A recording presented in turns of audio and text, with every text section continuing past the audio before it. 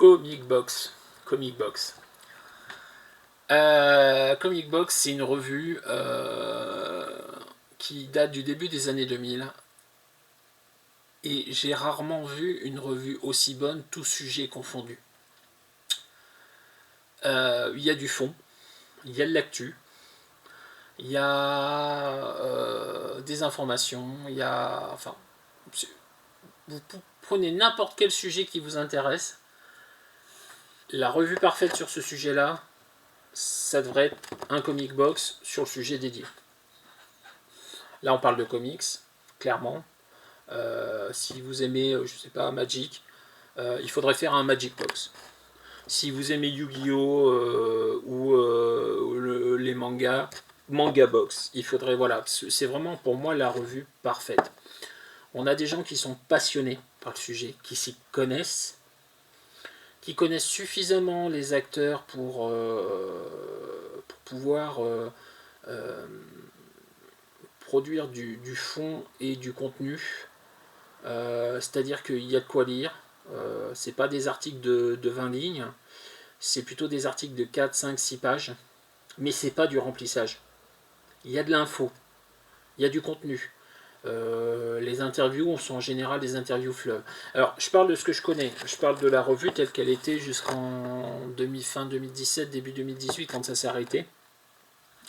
Là, j'en parle aujourd'hui parce qu'effectivement, il y a un Ulule qui se profile pour financer le retour de Comic Box, donc sous une autre forme de présentation. Mais je pense qu'en termes de contenu, ils vont vouloir garder un petit peu ce qu'il y avait avant, peut-être moins l'aspect information, parce que ça sera plutôt des MOOC, et les MOOC c'est plutôt quelque chose qui est censé se vendre sur la durée, donc côté information sera peut-être moins présent, on s'orientera peut-être plus sur une partie analyse, mais on est vraiment sur de la qualité. Pour vous donner un ordre d'idée vraiment sur la qualité de ce qu'on pouvait trouver dans ce comics box, alors pas celui-là en particulier, parce que j'en ai pris un le premier qui passait pour illustrer ma vidéo. C'est un qui a une dizaine d'années. À l'époque, justement, on parlait du crossover Avengers vs X-Men, dont je parlais pour les Uncanny Avengers. Dans le même numéro, on parlait de Swamp Thing, on parlait de John Romita Jr., on parlait de Creepy Harry, et on faisait un hommage à Joe Kubert qui venait de disparaître de mémoire. Et au niveau des personnages invités à faire des interviews, on avait quand même Ed Brubaker, Richard Corben, Walt Simonson et Chris Robertson. Et on nous annonçait quand même 28 pages de BD avec un comics inédit et une preview. Et à l'époque, ça valait 7 €.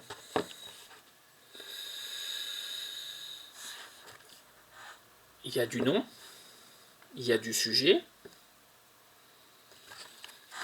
il y a... Alors ça c'est les pages de BD, je ne vais peut-être pas vous montrer ça. Voilà, là on est sur l'interview quand même de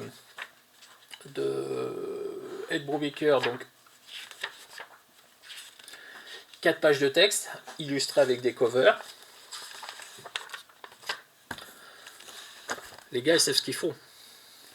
Donc moi, je pense que franchement, ça me manquait encore plus que je ne le pensais de ne pas voir mon comic box tous les 2 mois ou tous les trimestres.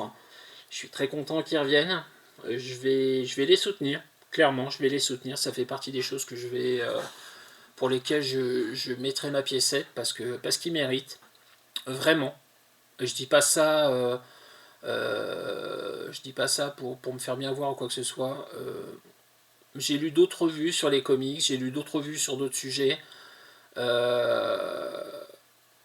Pour trouver une revue qui me plaise autant que celle-là, j'ai réfléchi, je suis retombé sur une vieille revue qui paraissait tous les trimestres, qui s'appelait Génération Série, que certains d'entre vous ont peut-être connu, et qui parlait donc tous les trimestres d'une série télévisée en reprenant les histoires, en reprenant l'histoire de la série par rapport à la télévision, le monde de la télévision et tout ça, qui avait des interviews des acteurs ou des réalisateurs, et on était vraiment sur une série d'une très haute qualité.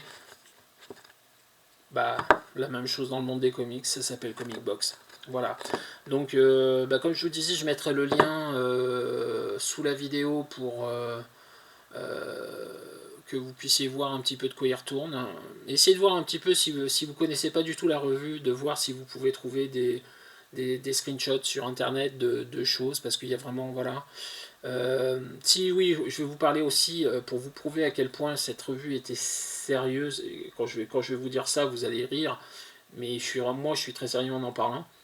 C'est la seule revue qui a été capable de parler de porno en étant intéressant et sans être graveleux. Puisqu'à l'époque, ils ont fait un article sur le réalisateur dédié, réalisateur-producteur dédié des films porno adaptés des comics. C'est-à-dire que, bon, en gros, pour vous résumer le monde du porno, hein, dès qu'il y a un succès au cinéma, il y a la version porno derrière qui existe. Voilà, point. Et le mec était spécialiste des adaptations de super-héros. Ben, ils ont fait un article dessus, ils l'ont interviewé, ils ont discuté avec lui, c'était un fan de comics, il a parlé de comics. Quand on est capable de faire un sujet comme ça, en étant sérieux, en étant honnête, et en n'étant pas graveleux, ça situe le niveau, quoi. Donc, Comic Box. À bientôt.